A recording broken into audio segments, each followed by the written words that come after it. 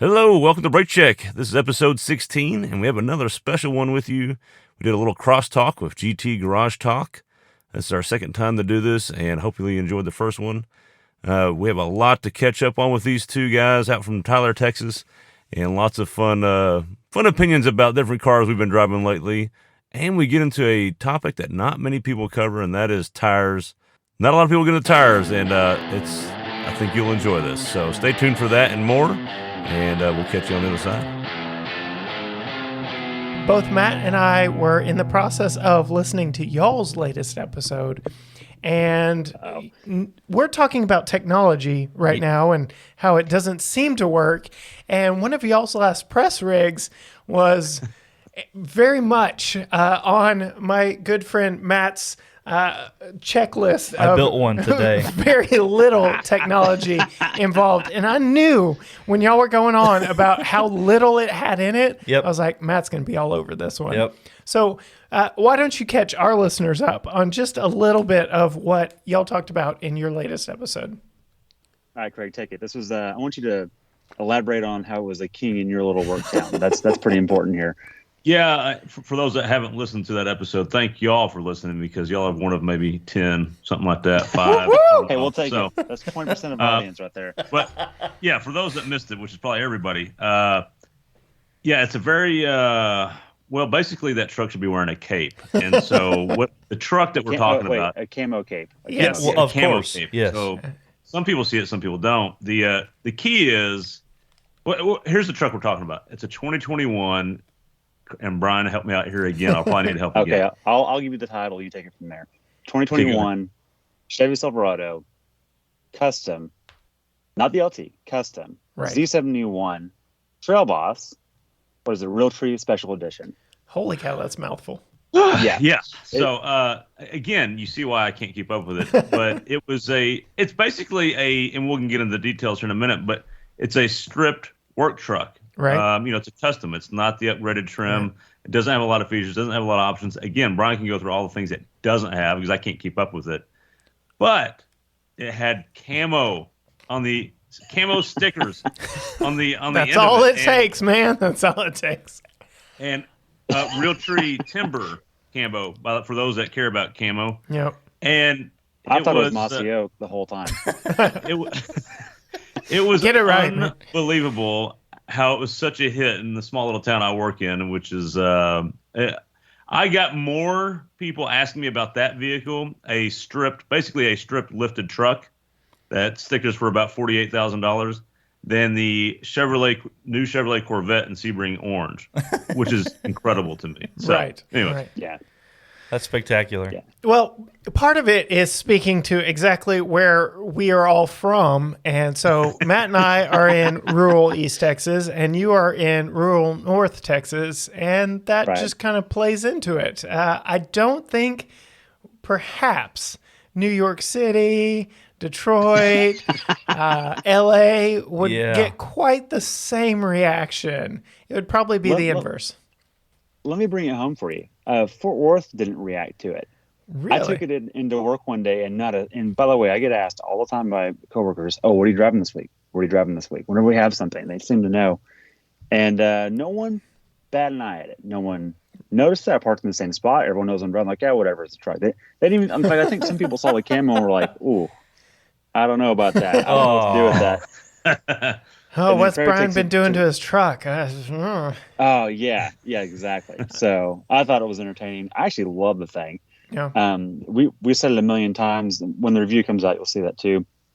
It's one of the most refreshing things we've driven all year because it's just a straightforward, straight shooting, capable, somewhat affordable. In non-COVID times, this would be a low 40s truck all day long after rebates and stuff. And that's a lot of truck for the money, It has the things people want. It has a V8, it has 4-wheel drive, mud tires, stupid wheels, and camo. Like, what else? Yep. What else can you want? Yep. Maybe some tires. Noisy tires. It has noisy tires. Noisy tires. Am I opening a can of worms mentioning tires? This was previewed a little bit in our chat prior to this podcast, and so I definitely want to hear Matt's opinion on these tires because we've got some opinions on these tires. I think perhaps the three of y'all are the only ones. So Brian, you made mention in your podcast episode that, most people hate buying tires. Totally. I love it. So I'm the one guy that would, be the exception to that rule, because I get into the tire math, right? Okay, how big can I go?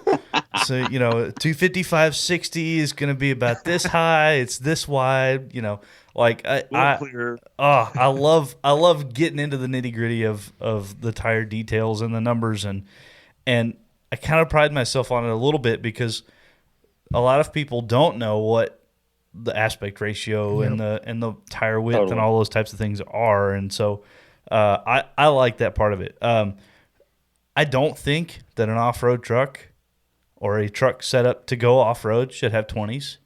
I think that's silly. Thank you. Yep. Thank you. The event that I was at on Saturday, Midwest Jeep Fest, there was a brand new 4xe Sahara there. It had black painted 20-inch wheels and street tires on it. Wait a minute. Hold on. I know. Someone bought a hybrid and put on heavier wheels No, to make it not only less efficient but less effective. Those at the are only thing it's supposed to factory. be good at. Those are actually factory. Black painted 20-inch wheels are. They're aluminum, but Yeah. they're black. I mean, gloss, shiny. They look nice, but I have not seen that. That's bananas. yeah, I it drove is by ridiculous. a white one today. Kid you not, 4xe and everything, white bumper and everything, but blacked out wheels. It was those same wheels. Ridiculous. Wow. Look, this is our issue with this truck too, is that if it's going to be flying the camo capable off-road look, Yep. at least have some tire to support it that isn't just noise for no reason. Right. Agreed. And we looked at these. So Cory, you and I drove the Broncos down in Austin. They had this tire on the Trail Boss is from the same family, Right. but it's the mud terrain instead of the non-Wrangler Bronco tire, whatever they've got, where they're calling it down there. Right. Um, Can't call it a Wrangler. Don't do that. Right. So if y'all have seen the Duratrax on anything, they are called an all-terrain. They look like a mud terrain, and they're noisier than most mud terrains. Okay. This one looked like a Nitto Terra Grappler with a little bit more bite, but not much. Okay. But it sounded almost as noisy as Duratrax. I'm sitting here going, how does it look so ineffective, yet so noisy? It blows my mind. Like they're trying to be loud, like they want to be heard coming down the highway. Right. Yeah. Not acceptable. Sorry. No, And- I would agree. You talked about pre-COVID times or non-COVID times that this would be a low 40s truck. I kid you not, like all the dealerships around here, when they actually had inventory of the Trail Boss or the GMC version, the AT4, every single one that was on the lot had the 20s. Like all the dealers around here ordered the 20s because they think or they know that the 20s will sell. And I'm like, give me the 18s all day long because it's a better tire, more sidewall. And like you said, I'm probably swapping them out anyway. But still, it's the proper amount of sidewall. And no, just please do not off-road with anything. 18's even pushing it. Like, come on. Yeah. Come on. Well, man. and that's what's so funny about this truck in general is as much as every single part we like to make fun of, whether it's the 20-inch rims or the camo or the fact that it doesn't have any features, we keep just tearing it up for it. But in the end, as evidence of what happened to me when I went to work in a really small town out in almost West Texas, they ate it up. So like Chevy knows what they're doing. Yeah. They're people who want a truck. They don't care about the features. They want to look like $1 million, and that's what it is. It looks like $1 million, whether it is or not. It looks like it, and so they hit the nail on the target. They nailed it. So I'm not going to lie. So I had an 07 when they were brand new, and I made sure to get leather seats and the bucket seats and all that because, reasons. And now at my life stage, I'm like, give me the cloth seats. Give me the front bench seat, which I know that one had as well. Yep. And, Which just is give me a truck for crying out loud. Matt and I are scheduled to get, it's almost sacrilege to say this, but the Cowboy Cadillac of F-150s, the King Ranch edition is going to be heading our way very soon. And I'm going to love it, but I'm also going to be thinking to myself, Like, just give me a stripped down, Right. cloth seats, bench seat. Give me a truck. Oh yeah, yeah. Yeah. Well, And that's what's so nice about this one is that someone at GM said not everyone wants a $70,000 demo truck. yes. This is the first truck we've had under 65-ish, from a dealer or otherwise. They're so expensive now. Right. So that is the nice part. And back to your point a minute ago about the Craig, them hitting the market. Look, this truck, and I didn't really put this clearly in our review, but my total take on this is that this truck is not actually meant to be an off-roader. This is the truck that people want to be seen in. Yeah. In fact, it's exactly what people want. They want the 20s, even though it's worse. Right. They want the noisy tires. Maybe they want to be heard. I don't Yeah. know. Maybe they think that's a good thing. But these are the things that people really want. They want this image, and it does that in spades and actually gets incredible gas mileage. When I was blocking the cruise, I was getting 21 out of it, which is bonkers. Wow. And I'm sorry, look, as I'm generally a Ford person, I've been there a lot in my time. Credit here, the EcoBoost doesn't do that. It just doesn't do that. As good as it is, Yeah. it doesn't do that. I would call this the foreman's truck, right? Everybody on the Sure. crew gets the stripped down base version, and the foreman gets to pick the one that's upgraded a little bit and has the nicer wheels and tires and that kind of thing. And everybody knows when the foreman shows up. That's this truck, right? Well, this time they can't see him because it's camo. But Right. Oh, maybe that's that's right. the trick. Blends into Yeah. everything No, else. that's a good way to put it. It's funny you talked about people don't go off road. You're absolutely right. So I've got somebody I work with, our sales manager for our company. He, I hope he listens to this. I'll call him out on it, but he won't be surprised. So he previously had a Toyota Tundra TRD Pro, Okay. and he had it for a couple of years, and he kind of switches out every 2 years. And it was time for him to switch out, and he was thinking about the Trail Boss, things like that. He was like, man, what do you think? What should I get? 'Cause he watches our stuff. And I was like, well, how many times have you taken your Tundra off-road? He goes, I think once. I was like, okay. On accident. Did you need four-wheel drive when you took it? He goes, no, not really. And I was like, okay, well, why don't you just get maybe a two-wheel drive truck that is really just what you need? And, well, guess what he ended up in? A Trail Boss. Which is hilarious too, because when he comes out and our owner comes out, I'm like, man, you better be careful with that Trail Boss sticker because the real boss is here. Maybe you need to get like a ranch hand or a Camp Chef sticker instead Yeah. of Trail Boss. I don't know, but pretty funny. And he still hasn't taken it off road once since he's had Yeah, it. So. yeah. Oh my goodness. So it's funny that you mentioned, people know what we do and all that stuff because people that I've had interactions with at my previous job have started reaching out to me through various social media, and they're like, look, I know what you do now. Here's what I'm thinking. And literally had the conversation about, I want something with the off-road look. I'll probably never do it, but at least she was honest about it. She just wanted the look. And so, she was wanting AT4 or Trail Boss or, something TRD Pro and something full size. And I'm like, okay, look, have you considered the 4Runner? Because Matt and I have done the 4Runner and we loved it. Or if it has to be a truck, get a Taco because it's the benchmark for a reason. And it's essentially the same thing as a 4Runner with the bed. So I don't know what she ended up landing on. I also swayed her away from purchasing anything right now because Sure. you're not getting those incentives. You're not getting discounts. You're paying sticker if you're lucky. And it's just a crazy market right now. But yeah, So, it's what people Cory, want. I'm glad you brought this up. People ask you recommendations on vehicles, which is always entertaining because I'm curious how it goes for you. Because here's how it goes for me. Number one, when someone asks me what they want, correct me if I'm wrong here, they already know what they want, right? Yeah. Right. Yes. Yeah. Number two, my answer is, I don't know what y'all's answer is, but my answer has turned into this. I always just ask them, well, what do you want? And then they invariably tell me what they're wanting anyways. And I'm like, and they go, what do you think? And I go, I think that's a great car. Go get it. The only thing I'll ever add is, hey, you might try out this competitor or that competitor and just put your butt in the seat Yep. because the That's steering the wheel key. may not go exactly where you want it. The seat might not go where you want it.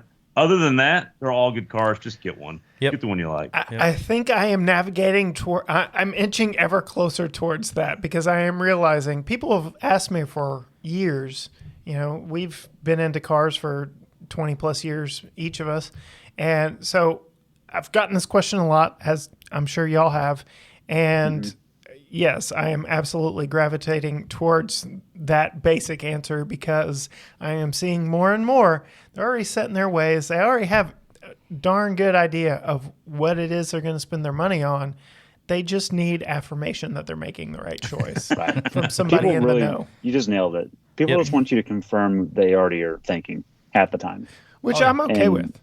Like, Yeah. And now thankfully, that it's I've hard to gotten find junk. there. Yeah. Right. So, Yeah. I will say this, though. I mean, you talked about 20 years ago. You've been getting this question for 20 years. 20 years ago, I would not have recommended a Kia or a Hyundai. same. But that's completely different now. And now that's kind of not a problem anymore. Yep. I'm going to preview one of our upcoming podcast topics. I haven't even talked to Brian about this yet, but the malaise Exclusive. era. And which malaise era was the worst? Was it the mid 2000s, the late 70s? What's worse? Because y'all are about the same age as us. We missed the late 70s, thank goodness. But the mid 2000s were just some brutal times to me. I think there's some the cars were just boring. Yeah. And they weren't the best quality. They're in this weird transition. I don't know. That's a topic we'll be hashing out soon. But All right. So, that's not a problem anymore. And so now I just recommend anything. I don't want to completely step on your toes, and we can move on so that we don't. But I do want to say, like, I was finishing I graduated high school in 2005, so mid 2000s is a very pivotal time for my love of vehicles. And I kid you not, I am working my hardest. I have been teased with an 2002 yellow Trans Am WS6 special edition, and I'm like, I need that in my life right now. 345 horsepower. 325 if yeah. I'll need the TA. Yeah. So anyway, I am just hoping and praying that I get it for a few hours one day to put up on our channel. It will get no views, and I will have the best day ever. It'll be a good day for you. Yes, it will. It will be a great day. And, comparing, again, same general era. I drove an 09 something today, and definitely way more special. But I can tell you, I'd be more excited about that Screaming Chicken. So it is what it is. That's the thing, is that special is in the eye of the beholder. And look, Cory, I can tell you all day long that 09 something is way better than your TA you're talking about, but you've already made your mind up, so it doesn't matter, man. Go enjoy it. See, right there. I've already made my mind up. I'm already excited about it, and it's for sentimental reasons, because I am finding out more and more that, especially with gearheads that have been gearheads as long and for as young as we have, that there's something about those formative high school years that no matter how terrible the cars were, they're so special. And so going back to, the mid 70s and all that, we've got a podcast regular on ours who his first and most beloved car was a 70. Oh, Bill, you're going to get me for this one. It was a mid to late 70s post fuel crisis Camaro Z28. 76, 77, something like that. I'm sorry, Bill. I really am. But yeah, and Gen 3. Yeah, or Gen 2 actually. Oh, geez. Okay. Yeah, late Gen 2, post fuel crisis, before the IROCs, before all the fun stuff of the 80s, which those were terrible in their own right. They looked fast. They looked awesome, though. They looked awesome, yeah. So yeah, I mean, there's just something special inherently about the vehicles that were new and cool when you were coming of age in your gearhead life. Am I right? No, absolutely. No, that's completely right. And I'm going to just nip our future episode in the butt. Craig, if Burt Reynolds drove it in a movie, it's crap. And so the mid 2000s were pretty good. And I'm with Cory. I graduated 05 as well. And my Trans Am happened to be an 05 Mustang or newer. Yeah. And that was a good time. Not anywhere near as good as they are now, but way better than, what did you have, Craig? 99? Oh, yeah. So, my car is at 99. Yeah. Smokey and the Bandit Trans Am right here. I saw it the other day in town, and I was drooling over it. Yeah. No. He's right. I mean, the late 90s weren't the best either, but the fuel injection was coming on in the mid 90s, and things were getting really just better. Right. Yeah. And then in the mid 2000s. But here's what happens in the mid 2000s. And again, I don't want to we're just going to completely do our podcast now. Yeah, we just But here's what happened in the mid 2000s. All these mergers started happening. All these the companies were consolidating, and they're trying to go for efficiency. And Toyota had just ruined everything because they owned everything. Right. Yeah. And I'm just garbage out there. And it just, I don't know. We all suffered for it as consumers, but thankfully that's over. But to your point, there was some garbage then, but there was some decent stuff too. Sure. The control wasn't fully on yet.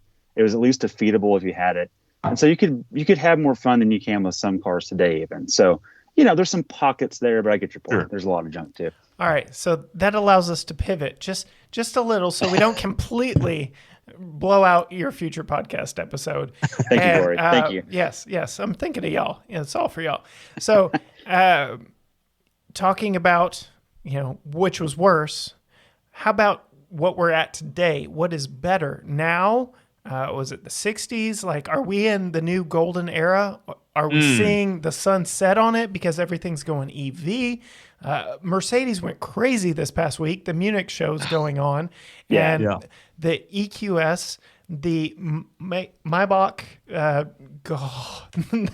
that is a grill that only a mother could love. That I don't even know. It's the GLS, but the Maybach, but electric. I cannot remember what they're calling it, but goodness gracious, the front of that thing is, it looks like a whale snout, and it's something.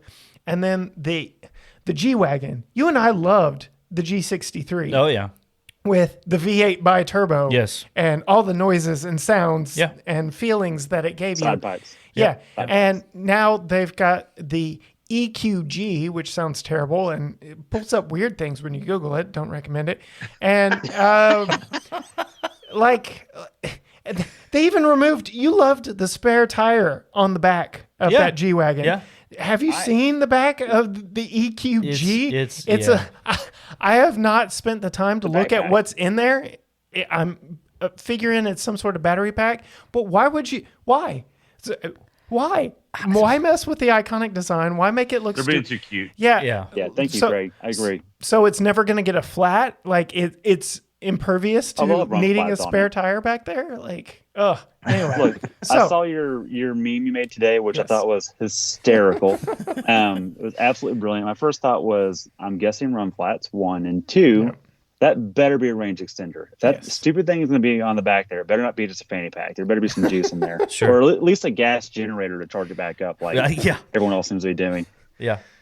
No, it's one of those, it's the new age space saver spare. So it starts out square, and when you fill it up, it ends up round. It's like a vet steering wheel, except the vet steering wheel works. Yeah. All right, so I got us way off topic there on my little soapbox. But which is better, the 60s heyday, which I still hold to this day. My favorite car all time is 69 Camaro, and I understand that compared to today's Camaros, like it can't turn, it can't accelerate, it can't do all that.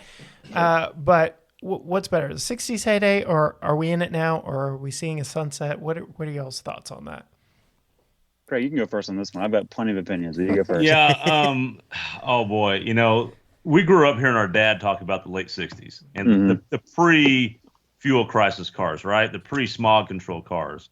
And we heard all these unbelievable stories about 4-barrel carburetors and triple deuces and dual quads. I mean, just all this fun stuff. And we had those cars. Dad would drive them around with us, and we would hear those barrels open up on the carburetors. And it was the early version of VTEC. I mean, it's the same thing we got going on now. It's not any different. But I would say, like, those cars are amazing. Yes. But those cars also had bad tires, so that era had bad tires. Oh, here we go again. We're back to tires again. It's everything. If that era had real tires, it would be neat to see what they actually did. And of course, I guess you could put good tires on them now and see what they do. But I think we're in the midst of the golden era right now. Yep. Cars are making crazy horsepower. Absolutely. Family cars are making 300 horsepower that should not be making 300 horsepower. It's insane.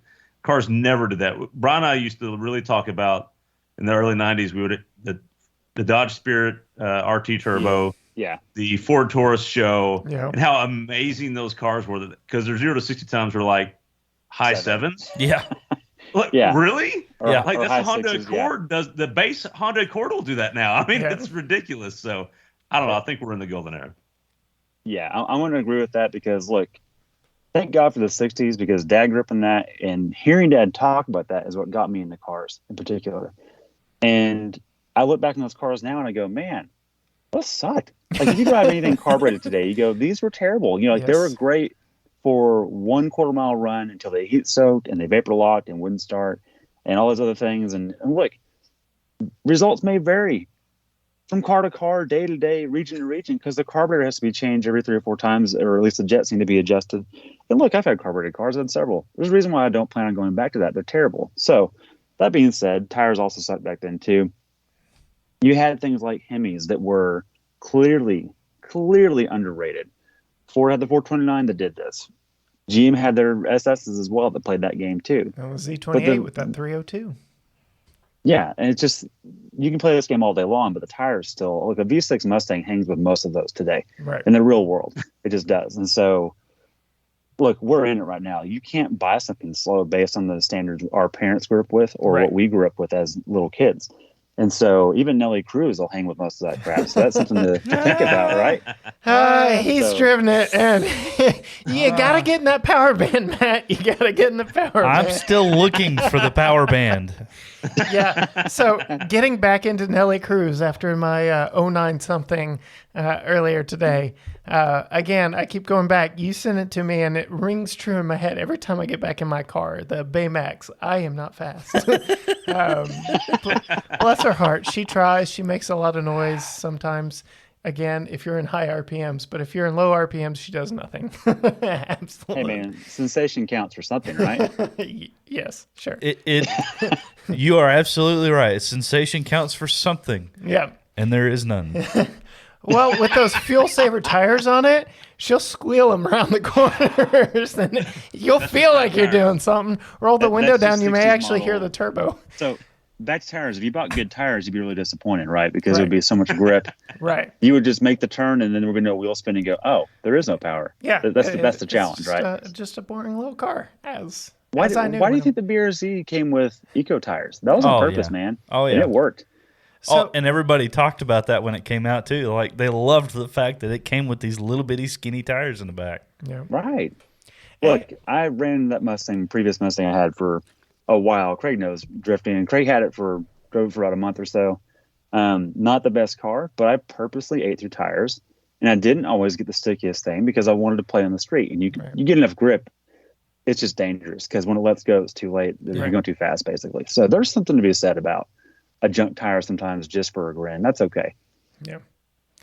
What do y'all think? Are we in the golden era? Yeah. Well, I used the example a couple of weeks ago on the podcast of the transition from 2010 to 2011 with the Mustang. The 2010 Howdy, baby. 4.6 had 325 horsepower, 15. I think. Was it 315? Yeah, 315. And the incoming V6 in 2011 had 305. Yep. Right. Like, Right. that's night and day difference. So, And it did that without any real competition. Granted, yeah. Camaro was rumored and was churning, and It was napping. Yeah. Yeah. So, I mean, they knew it was coming. I think we are. I think we're in a sweet spot right now, where you have massive power out of everyday vehicles, but I don't know a part of me. One of my favorite cars is the Viper, Mm-hmm. and it's because it tries to kill you anytime you drive it. Like no Yeah. traction control, no ABS. The feds had to mandate those things in order for the Viper to have those things. Right. So, Right. excessive amounts of power, rear-wheel drive, manual transmission, lots of cylinders, lots of power, and turn it loose. I would love to see that same type of setup. I mean, 8.5 liters in a V10 now. Oh my Yeah. goodness! So, by no means, and listen to me clearly, everyone who can hear the sound of my voice, by no means am I saying they are the same thing. But sensation-wise, Oh boy! the Oh, boy. BMW M2 that I drove Yep. had some similar characteristics. in that you could break it loose, in that you could have a little fun with it, in that it if Okay. you were not careful, not that it would try to kill you, because again, the feds have mandated, traction control and all Right, this stuff. right, right. But on public roads, it was the most nervous I've been in a vehicle that we've done because of those things being scaled back like they were. The tail end would get happy on you without even thinking about it. Yeah.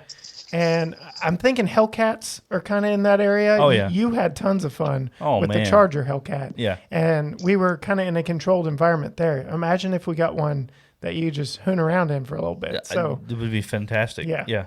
There's still some of that out there. And yes, by no means am I comparing that BMW M2, but again, some of the same principles of, just turn you loose and let you have a little bit of fun in it. That thing did.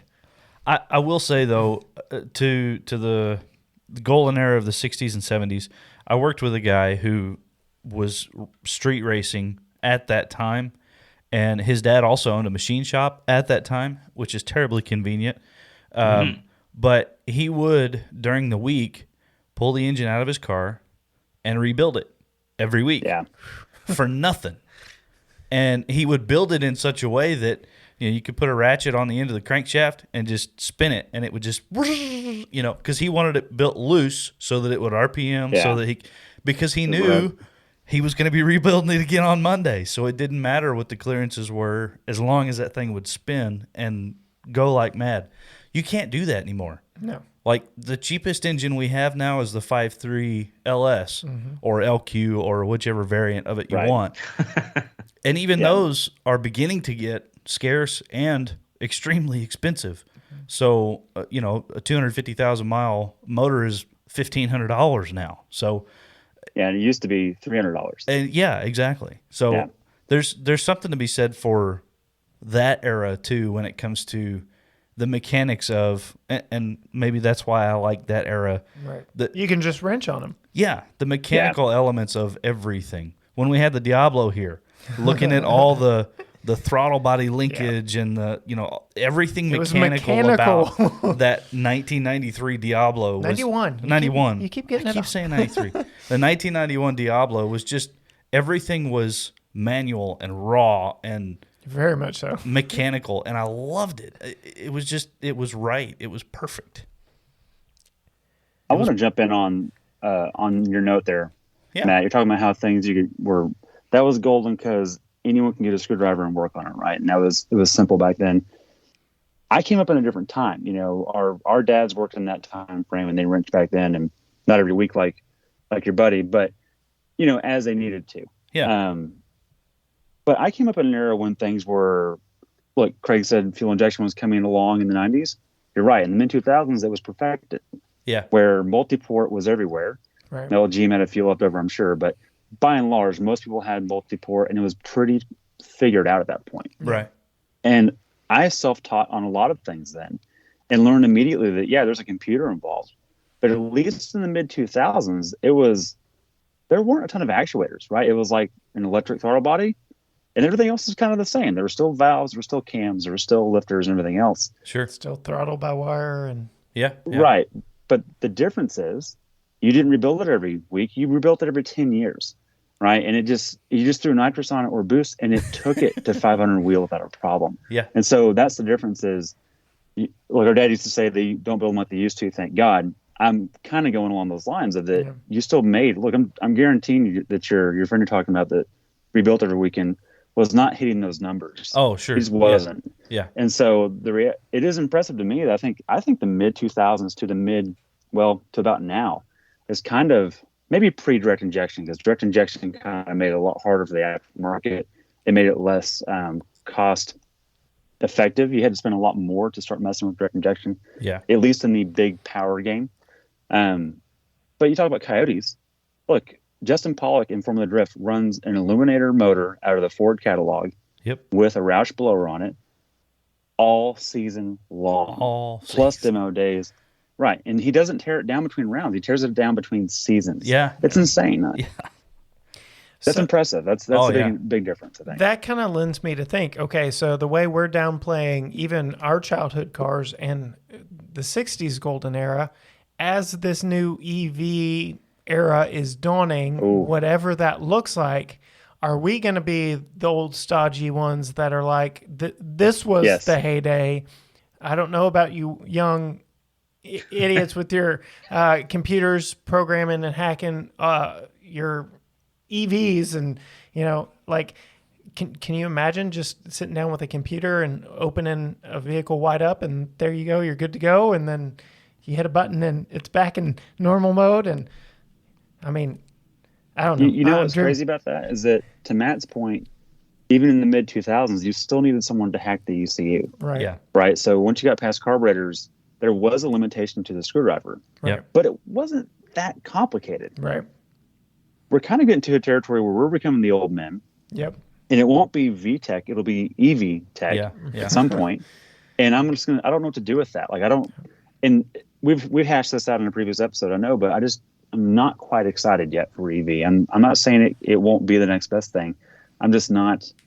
Where's the exhaust sound, man? Like, we all drove that Hellcat last spring. Yep. Like, come on. There's no replacement for displacement, and telling you. it's the Mercedes.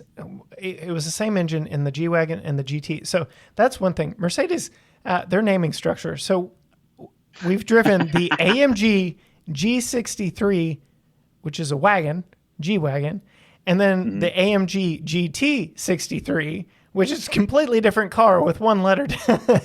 Right. And oh my goodness, the sounds that engine made. Yeah.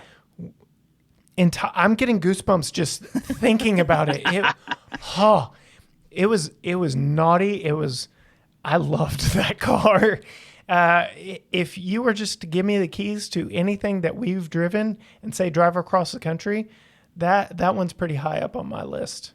And kind of leads me into, y'all have driven a lot of stuff. We've driven a lot of stuff. What are some favorite memories that y'all have? I know you've touched on it a little bit with the Silverado Realtree and just the simplicity of it. But what are some other fun memories you have? And we'll go to Matt too on this one, because I've already kind of shared some of mine. Brian, you go first on this one.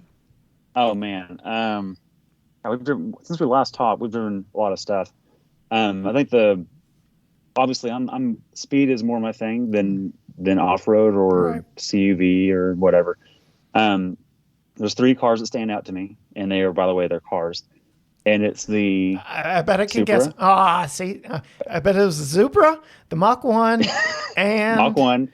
One more. There's one more. the Corvette. Would it be the C8. Corvette? No, I'm excluding that. We drove that before we talked last time. It's the Kia K5 Turbo. I knew it. And it gets back to crap tires and plenty of torque. That thing was a hoot. Yeah. It would blow tires off through second and chirp third with a DSG. And it just, let's nerd out on tires. The tread wear was so high on that thing. You would do a burnout and look at it and you go, no one did a burnout. It doesn't burn off at all. They're just like rock hard. So it was a ton of fun. And look, it had a terrible wind noise problem, but it was very entertaining to drive. The Supra I liked quite a bit because it was just a freaking freight train. Yeah.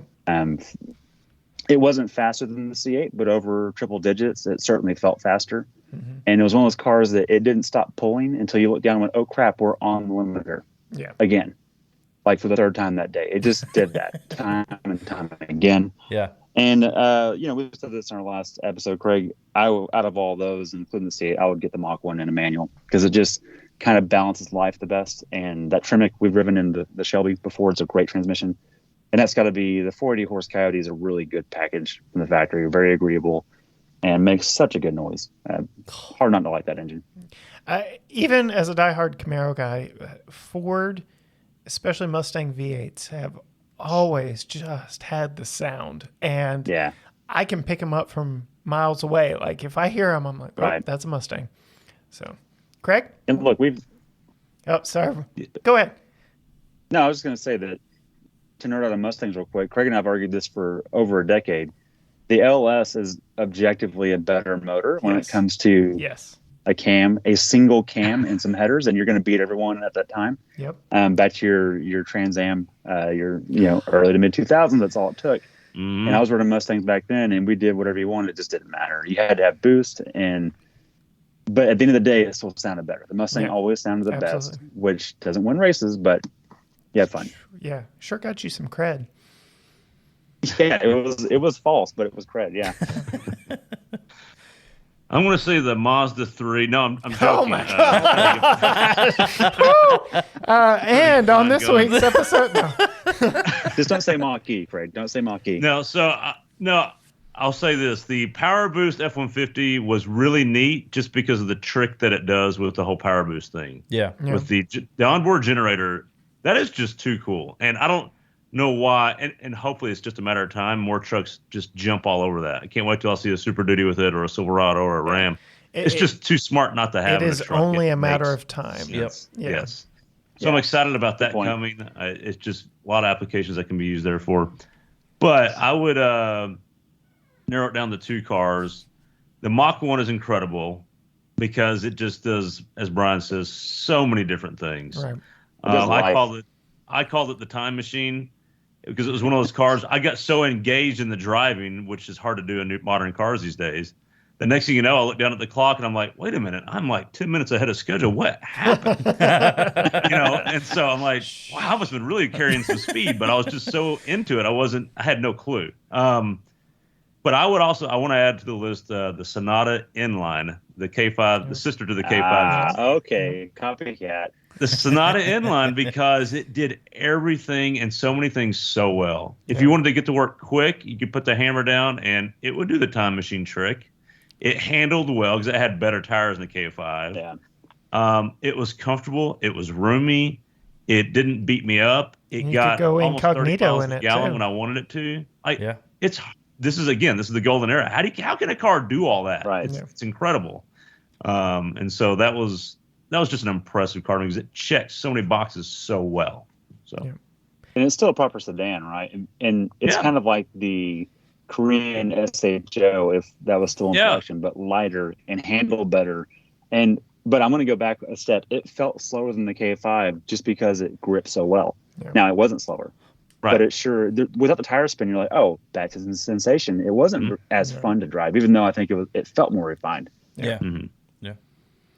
Matt, what's 1 or 2 just ones that have stuck in your head? 4Runner TRD Pro. Yeah. Oh, good. Just because of how simple it is and how well it's done. I know it's a Toyota, and Toyota does everything well, but and they don't change much fast. And they don't change much fast, and that's okay. Like, I loved that about that 4Runner. It was simple. It was straightforward. It did everything it was designed to do, and it did it well.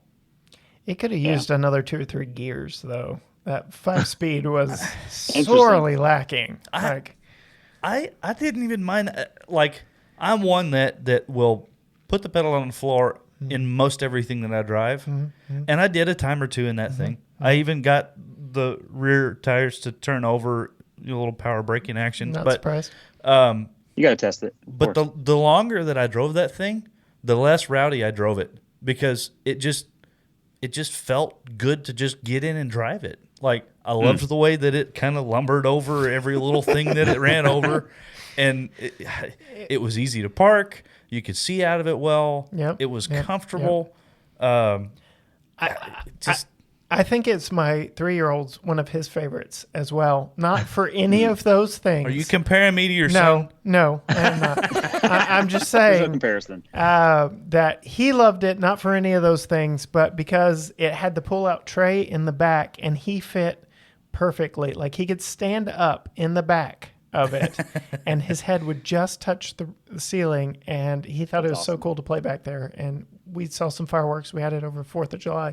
Did some tailgating in it, and he absolutely loved it. So I have figured out, though, I am ruining him because told him I was going to go pick up a car, different vehicle for shooting one day, and he's seen most of them, and I'll bring him by if he's here and all that good stuff.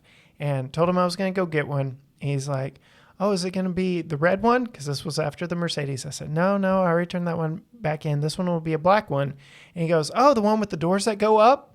Meaning that 1991 Diablo. And I'm like, oh, gosh, he's not even 4, and I've already ruined him. Man, that's a good place to start right there. Yeah. Oh, oof. It's all uphill from here. I don't know what to do. Like, You're gonna bring a Kia home, and he'll go, okay, and go back inside. Yeah. Right. Pretty much. I'll be excited to see. We've got some pickups coming. He hasn't really experienced many pickups, and to my detriment on that, I've let him down. So it'll be interesting to see how he handles some of those. We've got some interesting rigs on the horizon for us, and yeah. I'm desperate for a pickup. Yes, he is. I have been pickup-less since September of last year. We've got 3 on very, very close radar. So Can't get here soon enough. yeah, I would second that. And we're going to put some miles on all of them. Yep. So, yeah. What about y'all? Matt, what are y'all excited about? What do y'all got coming? Without spilling too much. Right now, I want to inverse Matt once I get on here. I'm jealous that y'all have had cars that long, because I sold my Mustang about September of last year. I've been stuck in trucks ever since. I'm like, when we get a press truck come through, I'm like, oh, great, this is awesome. But I get a little let down. I want more cars. And guess what? The press fleets are full of trucks, which is great because they always do better on views. But which is good for us. But, man, it's nice to get a good manual every once in a while. I got to say, you guys have got that figured out. I'm manualist right now. Boy, is that a weird sensation. Well, Yeah. Even the vehicles that I've wanted a manual transmission in, they've all been automatics, and it's just it's kind of depressing. Same here. In that regard. And even press fleets are few and far between, because it's a skill that not many people have. You know what I saw the other day? A TRD Pro Tacoma with a manual transmission. Yeah. Yes. Yep, there it is. Thank you, Toyota. Mm-hmm. Top of the line trim and a manual. I love it. It's perfect. Probably they never deserve find some that credit again. I know. Somebody special ordered that one. So Well, and that's one of those trucks that you should get, because it's not going to be around much longer. It's just not. Yeah. No. Segueing into the final segment from trucks and the drought that we've had over here, and the surplus that y'all have had over there. All 4 of us have an event coming out very soon that cannot get here soon enough, and that is the Texas Auto Writers Association Fall Truck Rodeo. And last year was my first rodeo. Brian, I believe it was your first rodeo. Yep. Craig and Matt, y'all weren't able to make it, and this year, my golly, y'all better be there.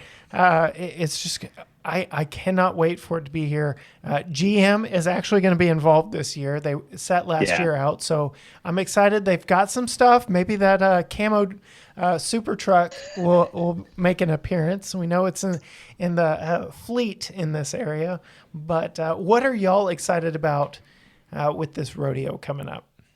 And preview some predictions maybe, and we can do a follow-up afterwards. Well, so first off, I predict, Matt, you and I are going to hear from Cory and Brian, hey, this ain't our first rodeo, and that's not going to be funny. But at least 20 times, at least. It won't be for you guys, but for us, it'll be factual. So it means right. So, but I predict, or I hope to see a 02 from the Silverado 02.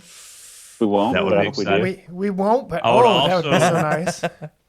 And this is probably too early for it to appear, but man, I can't wait to see the Raptor R or whatever the heck that's supposed to be. Yep. So man, he has got champagne taste right here. Wow. So, Ford has already said they're not going to make it because of COVID, obviously. Right. Which is a real bummer, because the Gen 3 Raptors are rolling out now, and that looks like, dude.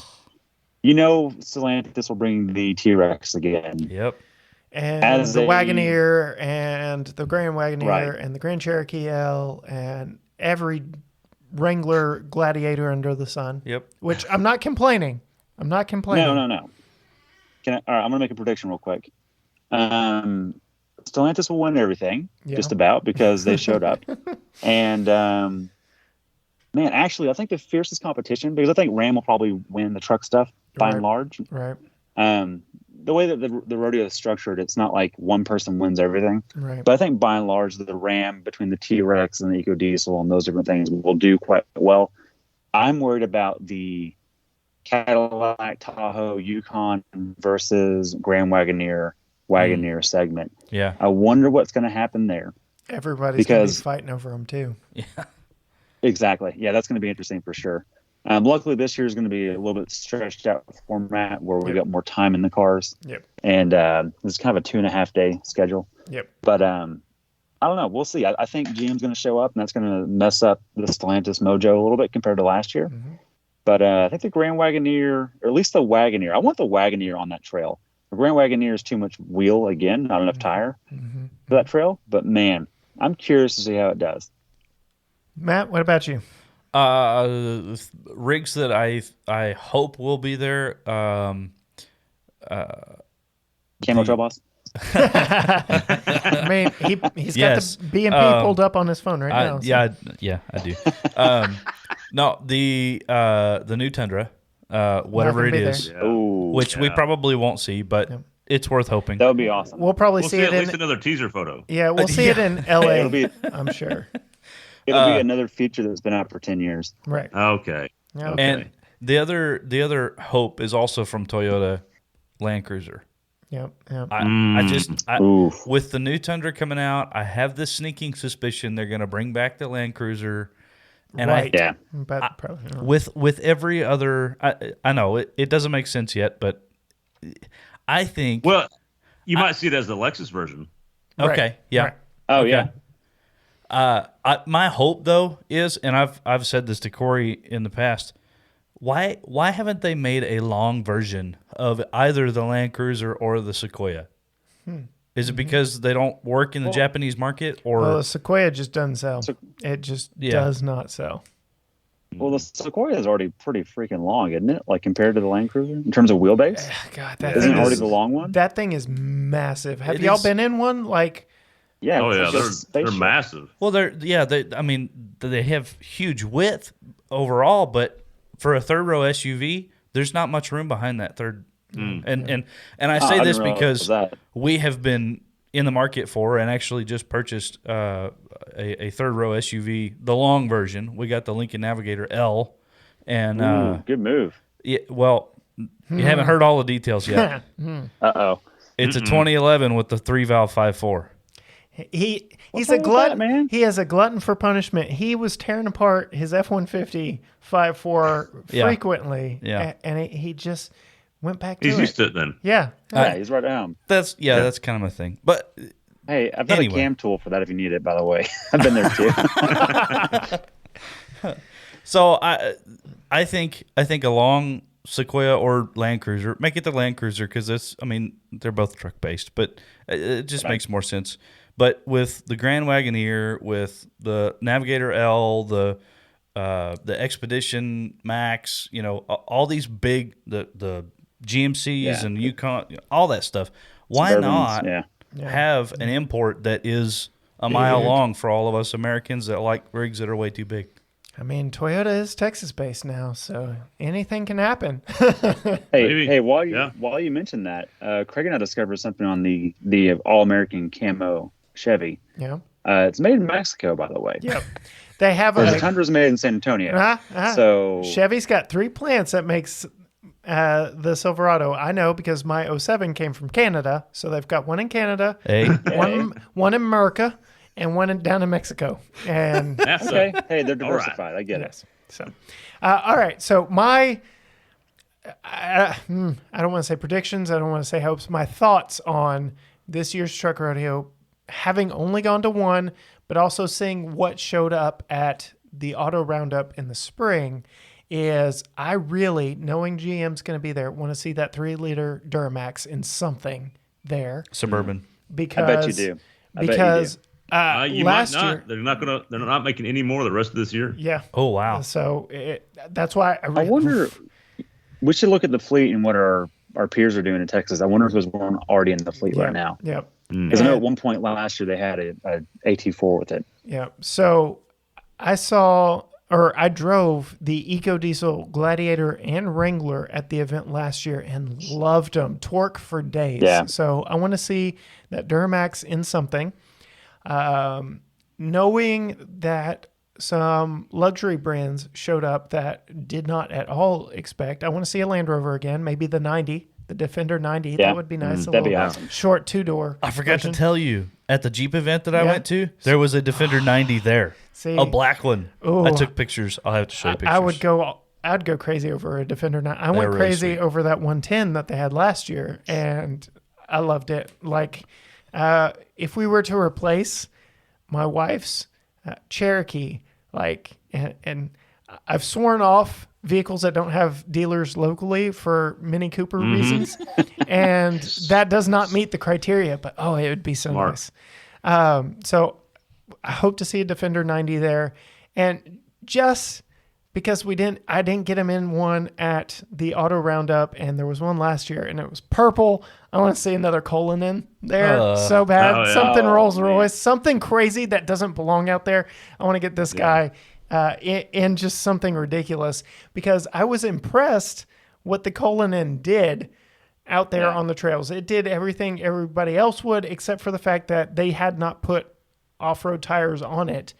If they had done that, it would have been no holds barred for them. So, Well, yeah, I mean, when the truck drives itself, it's kind of hard to. Well, let me ask you this, Corey. Did you take that on the road when you were there last year? I did. So I did not. They said, "Hey, do you want to drive the Colin?" And I said, "Sure." She goes, "Where do you want to go?" I said, "The dirt," because I was running out of time. I'd Right. kind of waited too late. I was like, "I want it on the dirt more than anything else," and so we did that. And the only two restrictions I had were don't do the hill climb, Right. take the bypass. Right. You still did hill climb, but it wasn't the vertical part. It was the And Nissan over hill the- climb. Ooh, shots fired. Yeah, exactly. And then it was a super climb is what it was. Yes. And then on the pointy rocks, just go slower. Right. That's it. Yep. So it was still impressive to see something with a gazillion inch wheels on it, kind of just not spill any coffee while you're going. Like it was insane to me how it's off the road. And so posh and poised and completely disconnected. And by no means would I spend $420,000 on that, but it was so crazy to think No. that I'm piloting something that costs so much in an area that, sure, it was designed to handle, but who on earth is doing that? I mean, really. And that one had been around the nation. Autojournalist. Yes, that one had been around the nation. I had seen that one on many a YouTube channel by this point, and so it was at the last leg of its press journey. And so I'm sure that's why we were allowed to do what we did, for more reasons than showing off. But Right. so, all that to say, we all expect quite an event. I hope at least 2, maybe not 3 of y'all don't have your expectations dashed, because I don't expect to see a new Tundra. I don't expect to see a Raptor R. I don't expect to see anything that we have not seen in the flesh yet. Okay, one But that you know what though? The Land Rover I did not expect last year, and that was there. That is Yeah. true. And so That is true. we might get surprised by something. They, They like to, they like to play a little sneaky with us. So it'll be Yeah. interesting to see what this year's surprise is. something I know Yeah. is going to be there that I am looking forward to. How about that? Okay. TRX. Yes. Oh, yeah. I fully expect. Now that I've They driven brought 2 the last Durango year. Hellcat, now that I've driven the Jeep red eye wide Chacal. body, I want to see what 702 horsepower feels like in a truck that weighs way too much and costs Right. way too much, and see what it Look, does in the dirt. It's bananas. Getting on pavement is just as fun. Yeah, It's the only vehicle that I've as our brake check outlet.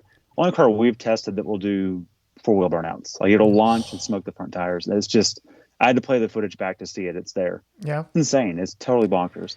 Did you Again, the drive tires aren't that great the for Durango? pavement, so Well, there you go. I was going to say, did you drive the Durango at all at either event? I did, and it gripped so well it wasn't as fun. Yep. Yeah. I could get chirps out of all 4, but you could Right. tell. Well, it was more than a chirp. It was a full on skirt. But Scratch. Yeah. she was trying her best to break loose, but the engineers did a really good job making sure all the power got down, which does take away a little bit of the fun. So I did not push the TRX. Granted, they had someone riding along with you. and it was my first rodeo, and I was just taking it all in. So, yeah. But this year it won't be your first rodeo. Exactly. There it is. There. So It's already begun. See, Matt, I told you. So we are going to pack all our podcast stuff up and go on the road, on location. We did so at the Auto Roundup. I Right. would very much like to sit down with y'all in the hotel lobby and do kind of a summary after day one, because it's a day and a half event. We'll be there 2 nights, but the event is all day Monday, half a day Tuesday. So it'll be fun to compare notes after we've been out there on the trails, on the road a little bit, and kind of pick each other's brains a little bit more and do a follow-up. I mean, we can always do like we're doing tonight and phone in remotely, Yeah, but remote in. it would be It'll be much more more fun fun there. to get yeah, your that'll be- opinions that'll be a blast. firsthand.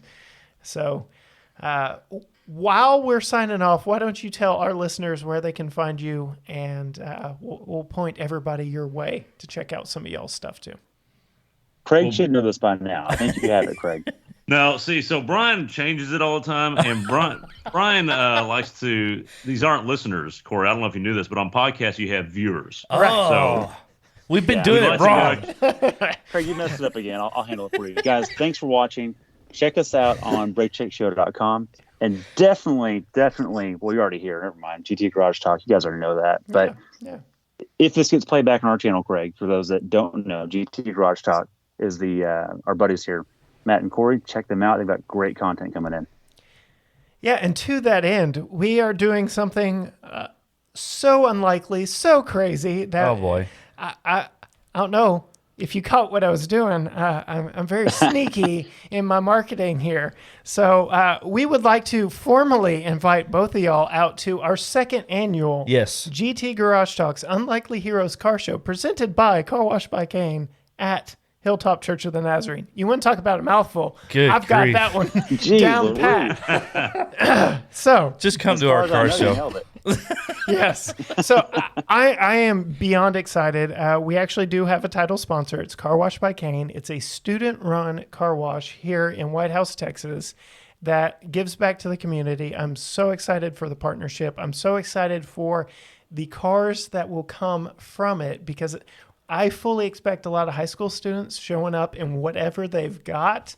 And it is going to That'll be be cool. Yeah. a fun show this year, above and beyond. We're going bigger and better than we did last year. 75 cars. I'm going to say it again. Yep. 75 cars. That's how many I want there. We're going to have a touch a truck event. We've already got a fire truck. Yep. We've got an ambulance. We've got a school bus. Yeah. We've potentially got an old Crown Vic Cruiser that may or may not make Yes. it Oh. here, and may or may not make it back, which that'll be a video for you and I all Yeah, unto itself. That's a show winner already. I can tell Right. it now. Yeah, Right. yeah. There may be 71 for life. maybe a helicopter there. Like, who knows what kind of craziness we're going to have be. at our Toucher truck alongside our Unlikely Heroes car show. So consider yourselves formally invited Saturday, October 23rd from 10 a.m. to 2 p.m. We'll Yes. have food, we'll have drinks, we'll have fun, stuff for the whole family, bounce house live music. All kinds of good stuff. Yeah, it's going to be fun. That's awesome. Y'all won't That's want to awesome. miss it. Well, I hope we can make that. And I've got one question regarding the event. Okay? If we bring a hybrid or a minivan, can we get in the show? Absolutely, Yes. you can. Yes. Okay. All right. Are y'all going It to really is have a melting pot. a press vehicle hybrid or a minivan at that point? Hopefully, we'll have a hybrid minivan. Ooh, Yeah, not Ooh. planned, but I may have to work that out. yeah. That would be Okay. Just to amazing. get Yeah. worse than show. Yeah, My God. yeah. Yeah. Oof. I keep going back to Frankentruck that we had last year. It was at least 7 different trucks put into one It was amazing. operational vehicle. The Absolutely amazing. Gear selector was a chain link chain that he had welded with a wrench on top Yep. that went all the way up to the ceiling. I don't know if you had, how much you looked Practical. around inside of it, but The cab was a crew cab from 2 different trucks that was off of a 1-ton. It was on a 1/2-ton chassis with a 3/4-ton rear end. Like it was wild, but it was perfect. Everything about it was perfect. My only regret is we did not get more pictures of it because it would be the poster child for this year's and promoting this year's. Yeah, So, very much looking forward to it. Hope y'all can make it. And yeah, absolutely put in a hybrid or a minivan or both or a combination.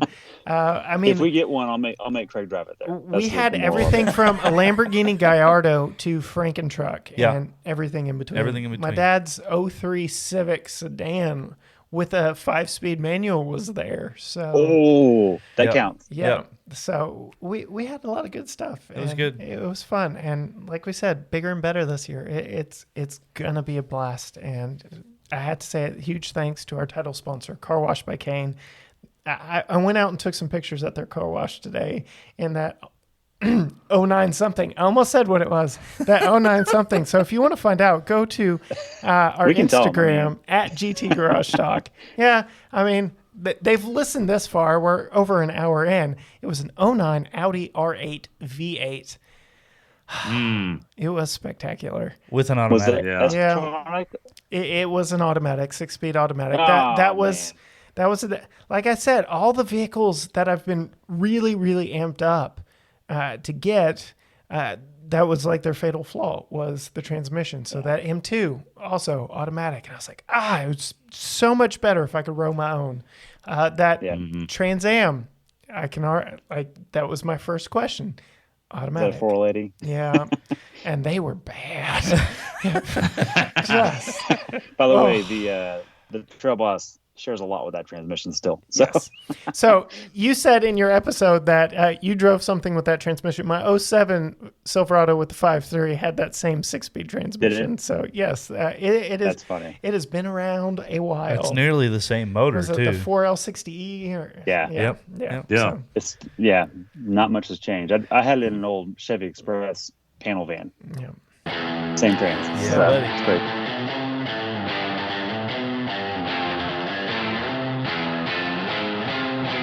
Hope you enjoyed that crosstalk with Matt and Cory. And if you haven't already done so, please check them out on all their social media pages. You can check them out at gtgaragetalk.com. And with that, thanks for listening. Or as Brian would say, thanks for watching. Till next time. See ya.